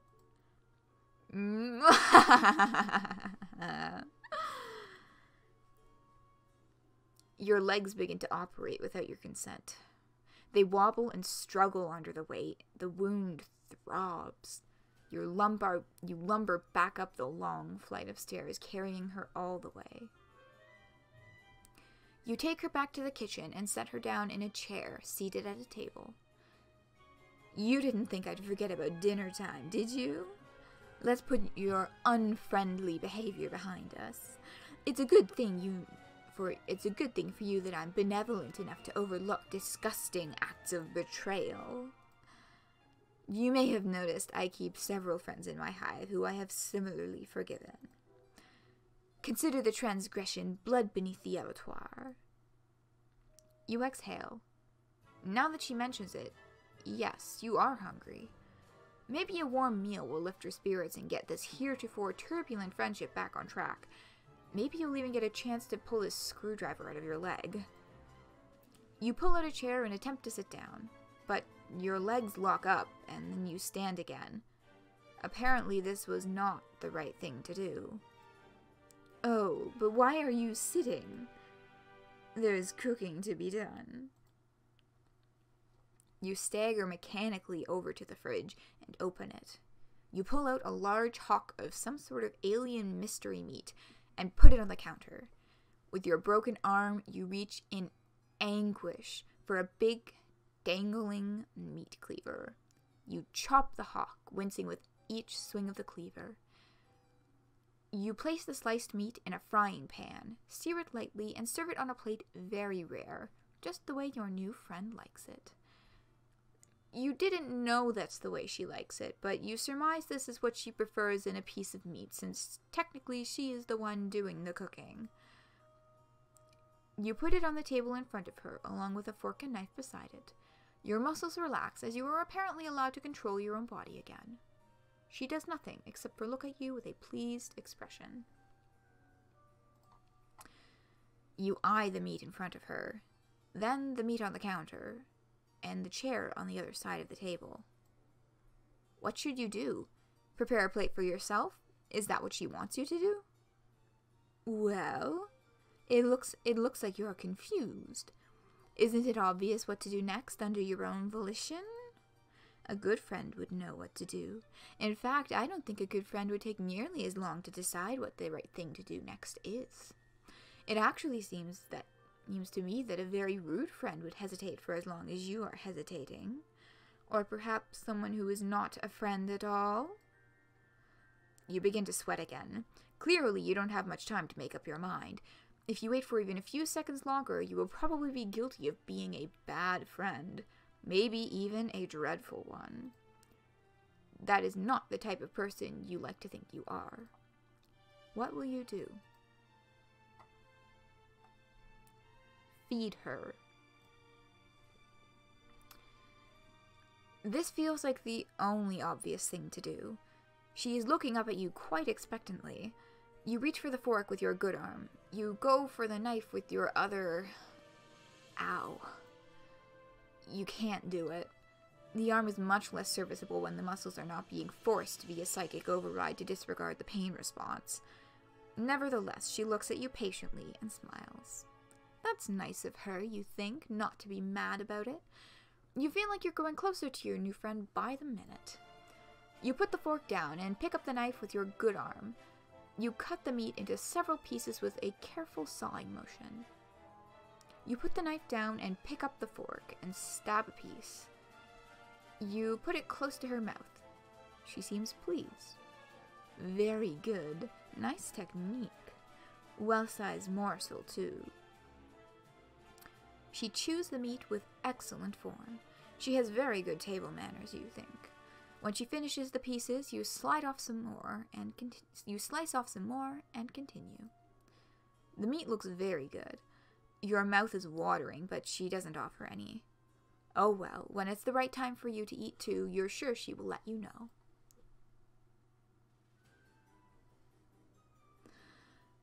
The meal is finished. There is no more meat, except for a few pieces of unchewable gristle, which you did not try to feed her. That will be thoughtless, very bad service. She reclines and steeples her fingers, looking quite pleased with how the evening has gone so far.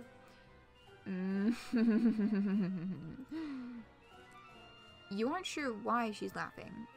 Did you do something funny? Oh my. What a fool. You point at yourself, wondering if she's referring to you. You don't know what you've done that was foolish, if so. You're also still not sure what she finds so amusing.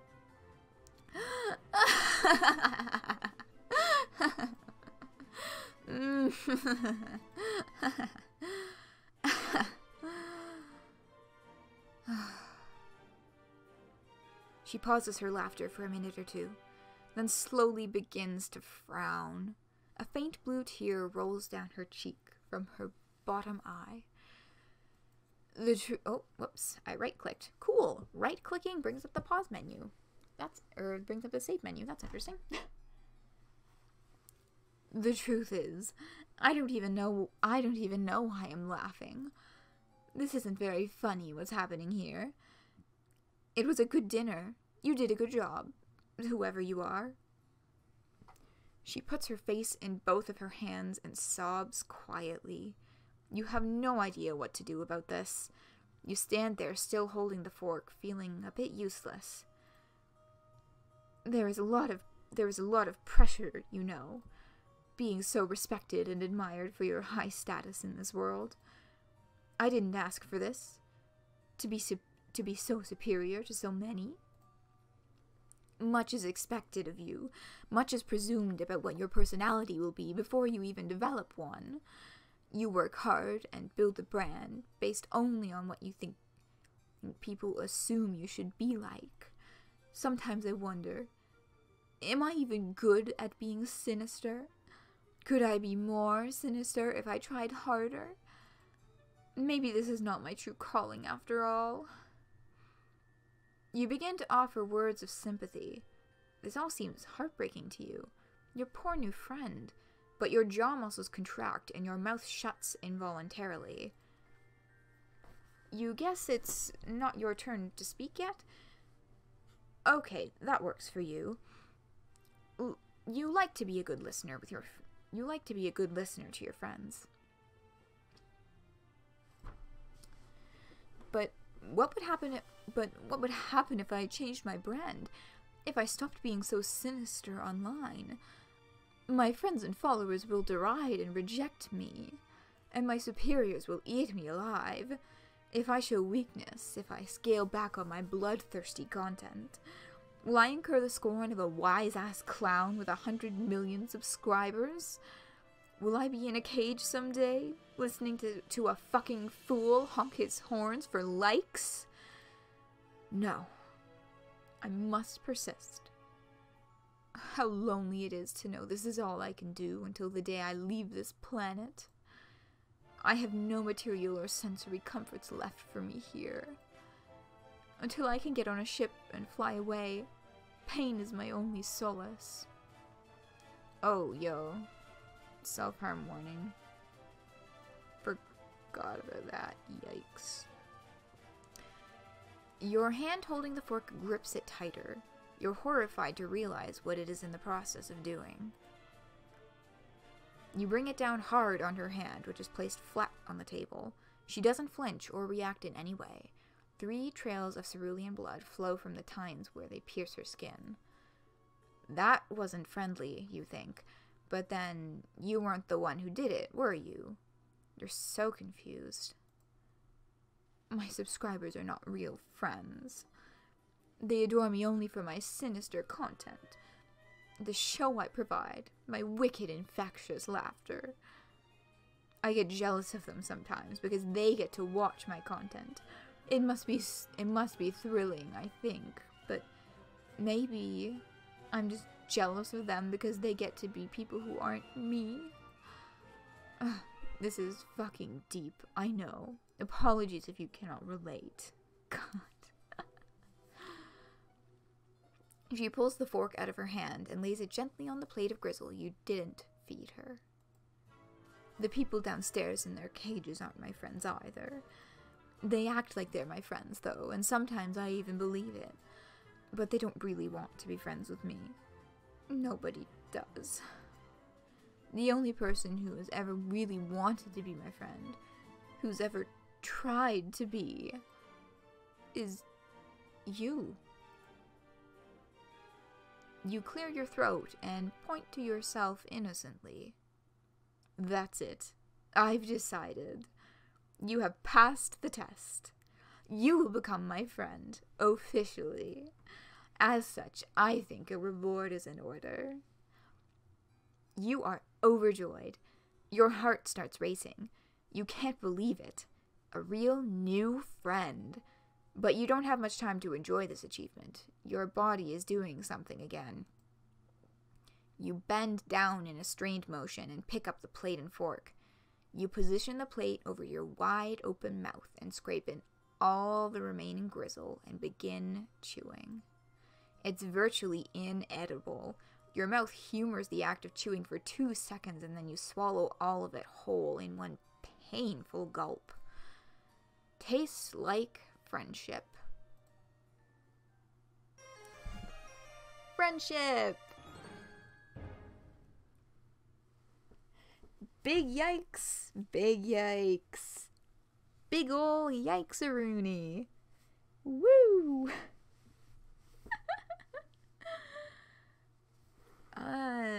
That's all here out, folks.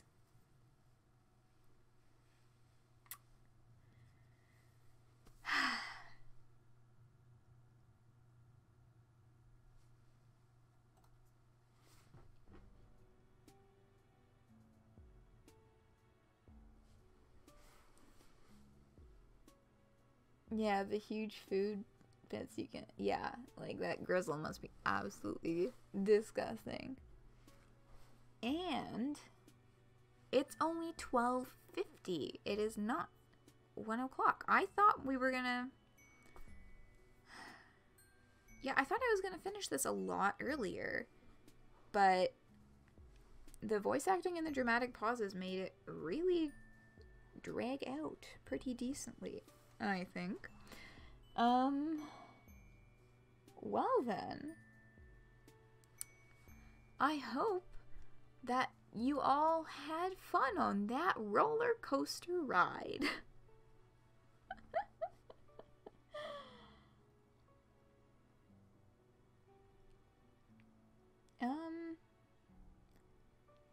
Yeah, not a heck of a lot else to really add at this point.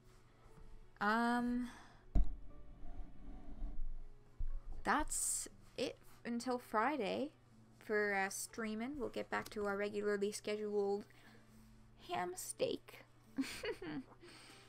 And, where did we even leave off in that? I think with Jane, I don't know. We'll return to Homestuck Act 6, Act 3 on Friday.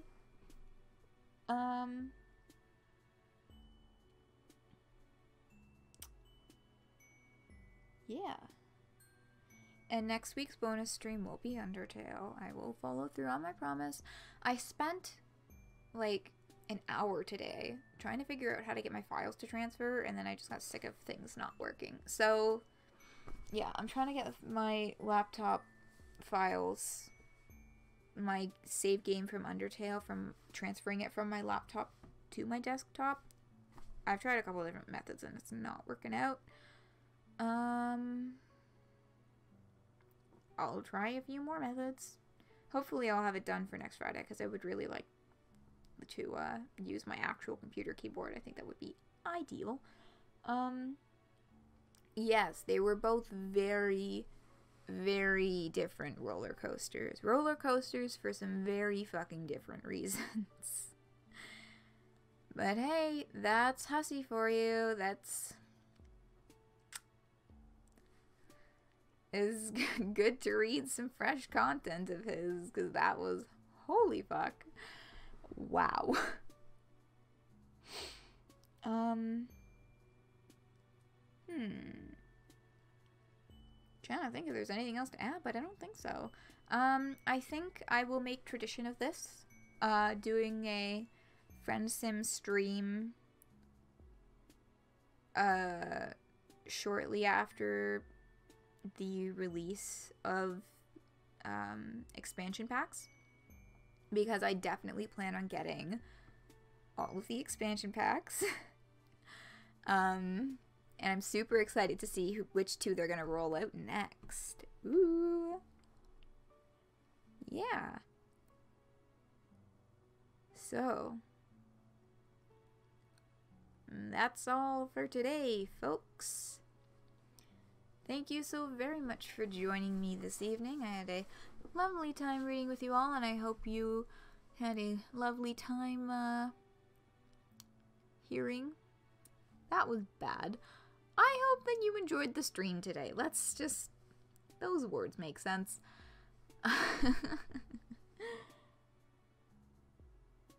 Ooh, you want to see Kano? Yeah.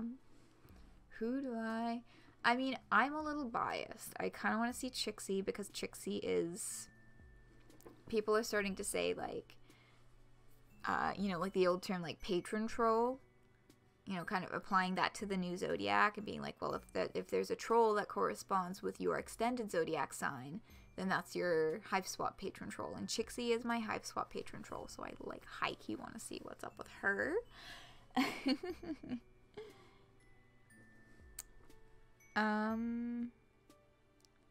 Yeah. Kano is super fucking cool, too. And, I don't really know the names of most of them, honestly. I know a few, like, buzz names. I know which ones don't have names, like Marvis. Or don't have signs, like Marvis. And I know who is this. Because, you know, who the fuck is that? And I know L-Word. Of course, L-Word. Ooh, that's another one that I'd be very excited for, is L-Word. Yeah, I mean, like, I'll be pretty jazzed no matter who they come out with next, honestly. I'm just really excited to finally get a taste of their dialogue and their personalities, because you can only really glean so much from the troll call. Like, it's a very good summary. Very good way to summarize their characters and their quirks, but there's nothing quite like getting an actual interaction. Y'all know what I mean? Y'all know what I mean. Oh, Lonk! Yes! Oh my god, I'm so excited for his, too. Oh my god. Yeah. Yeah, I really want to get a taste of his actual personality. Like, holy fuck.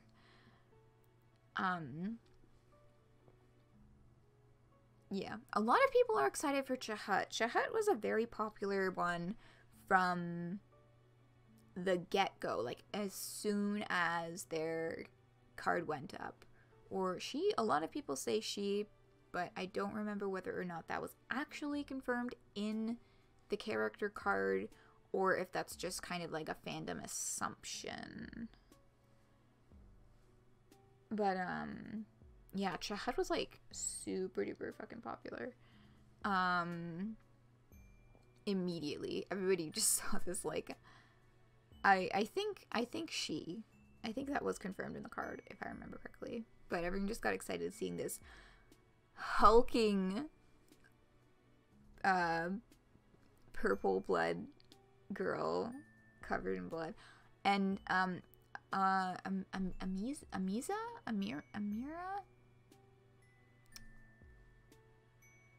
the indigo blood who paints is also a really popular one. And the vaporwave one, what's his name? Vaporwave troll, or what the fuck did they call it? I don't remember.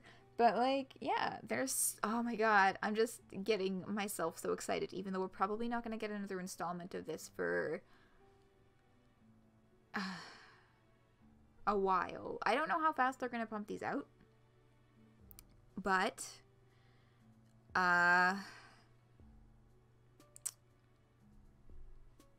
I'm gonna say the most, like, the fastest they'll probably do is like once a month. Or did they announce a schedule for this? I don't think they have.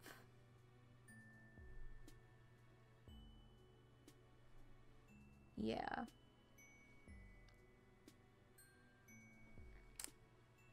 It doesn't say. Okay. Anywho's,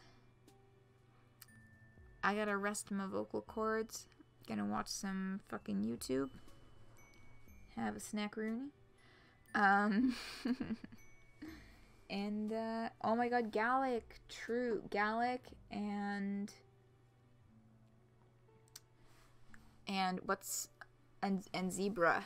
Gallic and Zebra are the two who everyone is assuming are just total assholes because their personality traits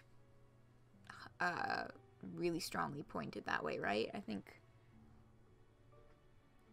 that was it. Like, I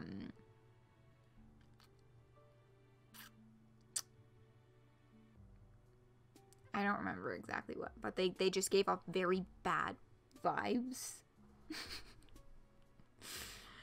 Oh my. Yeah, so, you know, there's a lot to be excited for.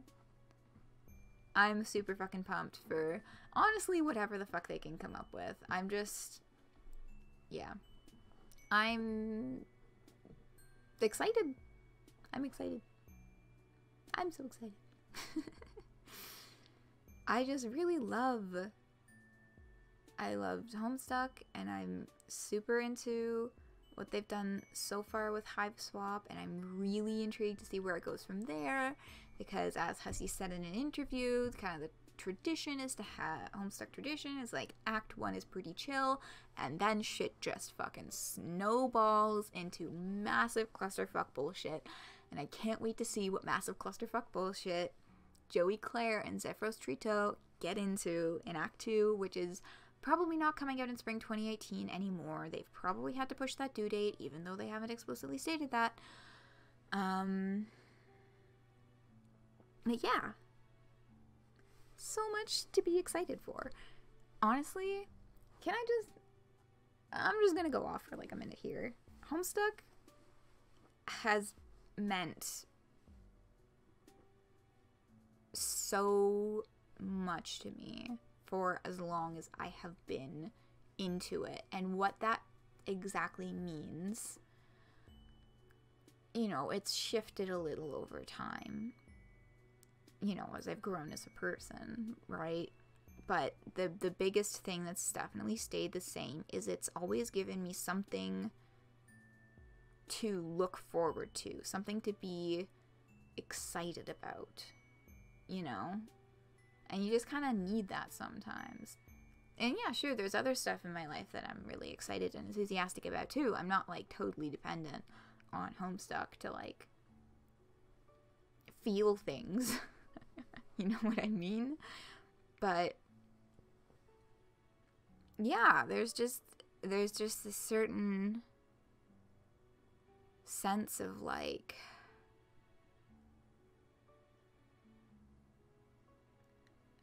you know, it's just been it's been a big source of happiness, I guess, for me, and, you know, something to look forward to. in, you know, like when I was in like 9th and 10th grade, and I was like super fucking depressed and like really socially anxious. You know, it was really exciting to have updates to look forward to, and I was, you know, I made the two people who were my absolute like best fucking friends at that time in my life, I met through Homestuck role-playing on Facebook, and they took me through so much. You know, like it, you know, yeah. And you know, 11 and 12, it was when I had a bit of a lull because the whole fandom was really lulling. I mean, 11 and 12 for me was 2013 to 2015. Of course, 2014, that whole year was the Gigapause where there were no fucking updates. So, you know, and that was also, you know, around the time there was the Homestuck is trash, LMAO, I'm Homestuck trash, blah, blah, blah kind of phase where everyone's like super hating on it. But, you know, it's picked up speed for me again. I never dropped it. There are a lot of fans who kind of like dropped off for a little bit. I was never like that. I was always still like into it, you know. But yeah, you know, now it's given me Hiveswap to be excited about, and the trolls to be excited about finding out more about them, and I've joined. It's what got me to finally join Discord and, you know, hop onto a community there, and now I have so many more people to talk to about Homestuck. I didn't really have anyone to talk about it with for a long time. But like, yeah, it's just, and now it's getting me into cosplay again. You know, it was my first cosplay, and now I've made this, you know, I finished my salamander, and it's totally given me the sewing bug and the cosplay bug, and I'm gonna finish Banana Jake for an upcoming convention, and I'm just so pumped. Yeah. And I'm really glad I have a place to express that, because I still feel kind of like there's I still feel some of the general hostility towards it in a fair number of places. People like, oh, Homestuck. I'm just like, thanks. Bye. But yeah, anyway, I just had a sudden flux of emotions and had to, you know, say that. Oh, thank you. Yeah, I'm really excited to bust it out whenever it is that this postponed 413 event happens to end up occurring, whatever day that ends up being. I'm really excited to bust it out.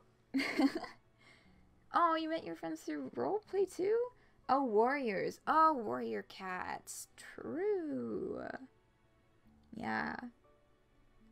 I was never into warriors, but I've heard good things about it. Okay, folks. I've officially somehow managed to run 5 minutes over on a game stream that probably should have only been like an hour and a half. But like, it's all good. It's all good. I'm gonna close down, have a snack, and pee because I drank a lot of water.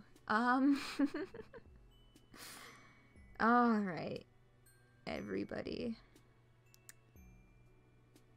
Have a spectacular rest of your evening. I hope you've had a good week so far, and I hope that you continue to have a good week. And if you haven't had a good week so far, I hope that things start looking up.